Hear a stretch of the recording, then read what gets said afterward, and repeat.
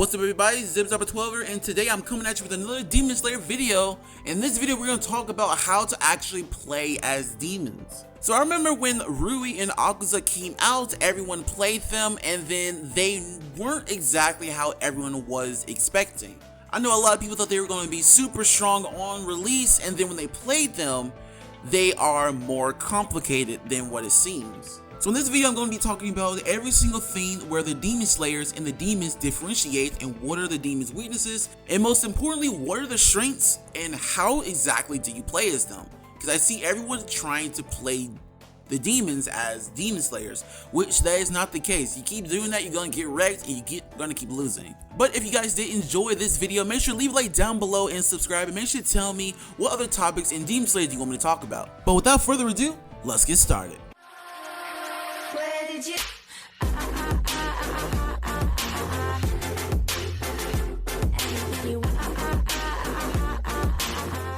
So the first thing we're going to talk about is the demons' characteristics and how they're different from the Demon Slayers. So demons in general, just like the show, have enhanced physical abilities and enhanced speed, just like in the game as well. Now Akuza is a lot more faster than Rui, but Rui still has a lot of speed for a defensive character. And of course his range, that's because of his strings and everything. And Akuza is very fast and has a lot of priority because, just like in the show, he is some sort of a martial artist. So in the games, they have a very high accelerated dash, and their movement speed in general is generally just faster than most of the characters. I think already Akuza and, well, I say already, Rui is supposed to be a slow character, and his speed caliber is on the caliber of like Sabito and Zenitsu. Already a step above a lot of the other characters in the game. The next thing we're going to talk about is the demon gauge. So the demon gauge is basically the demon's version of the support gauge. So how this works is you get two special moves instead of your supports.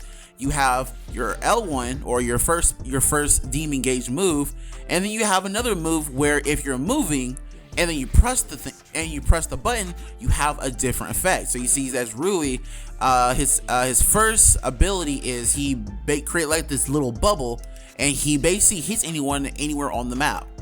And if you move while pressing his demon gauge ability, he sets like a trap. So very good abilities.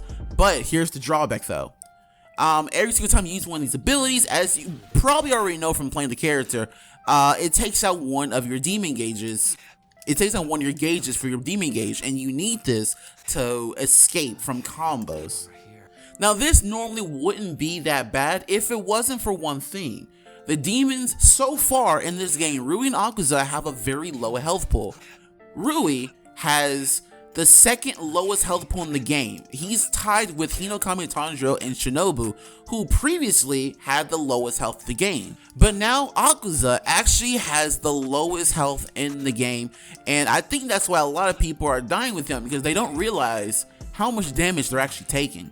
So because of the very low health pool that demons have, you have to play them very strategically. You can't just be using a bunch of special moves, wasting your support gauge or your demon gauge, and then you're just getting left wide open, just taking a bunch of damage or more damage than usual. So because of this means that you should not use your demon gauge moves unless two things.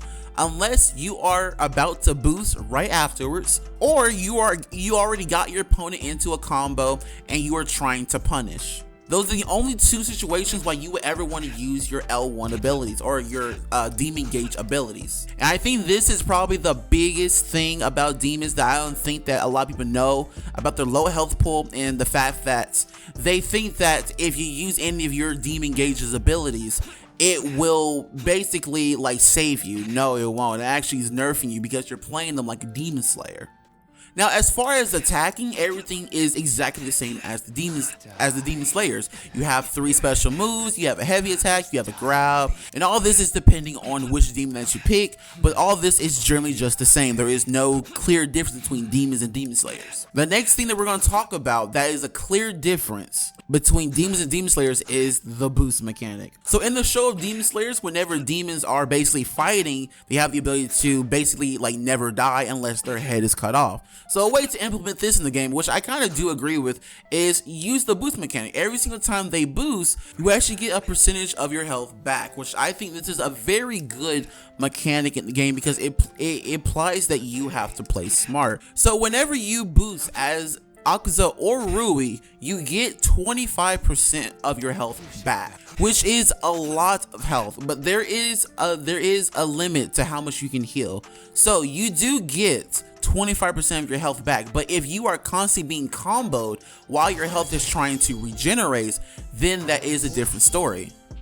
So as you can see right here, as the Zenitsu is hitting me, my health is trying to regenerate, but as long as he's not hitting me, it will regenerate. But if I keep getting hit, then the regeneration is basically just canceled out. So because of that, that implies whenever you boost, you have to let your health regenerate. You cannot be getting comboed. You have to avoid getting damaged at any cost. And this is going to be dangerous for the Demon Slayer in general to try to kill you with, because that implies that they have to go in, but because you just boosted, you have a lot of bar back, you have your demon gauge back. So if they go in, it's going to be extremely dangerous, especially because when you boost, you get more range and more speed on top of that. So it actually gives you a lot of choices. You can be either very aggressive or you can be very defensive.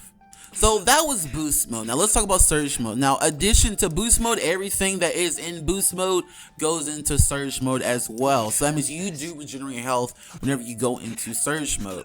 But here's the thing though. Okay, so I see a lot of people online doing this. They boost and then they instantly surge mode because they think they're getting back a lot of health, which you do get a good portion of your health back.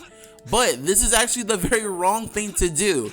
So for some reason in this game, whenever you regenerate health and then you surge mode, it only gives you back 10% more of health regeneration. That white bar only gives you 10% more, which that is not worth it. But if you actually do it this way, if you boost first and then wait for your health to regen, so instead of 15%, you get 20%. And look how much health I just regenerate, and I was basically at 1/3 of health, and I properly used the boost and the surge mode to heal myself. So in boost and surge mode, not only do you get that massive health regen, you also get massive damage amps whenever you are in boost mode. Like the damage amp to this is actually pretty massive.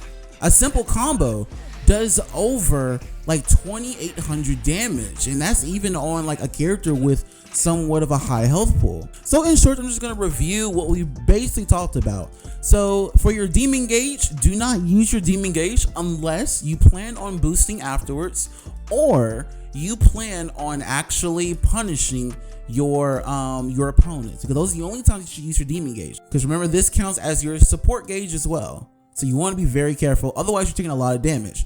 And so far in this game, the demons have very low health pools, so probably in the future they will use this to balance this out. All demons will have somewhat of a very low health pool. The next thing in the fights, you want to always be using your boost mode or your surge mode, because there is no bad thing about using your boost or your surge mode. You get all your health, you get some of your health back, you get all your breathing meter back, and you get all your demon gauge back. And it allows you to be a little bit more aggressive towards the opponents, or a little more defensive, because you get more advantages than demon slayers. But remember, don't get too aggressive, because you could end up taking a lot of damage, and if you end up taking a lot of damage, then you lose the regen of your health. It completely cancels out. And the very last thing that we discuss is do not use boost mode and surge mode back to back, because you regain not that much health compared to if you were to use them one at a time. So I think if you go back to back, you only get around 30%, and I think if you did one at a time, you reach a total of almost 40% of health, which is a lot more than around 30%. But anyways, guys, that is going to be the end of the video. I hope this video helps you guys get better in your matches. My name is Zilla12. Thank you guys for watching. I'll see you guys next time.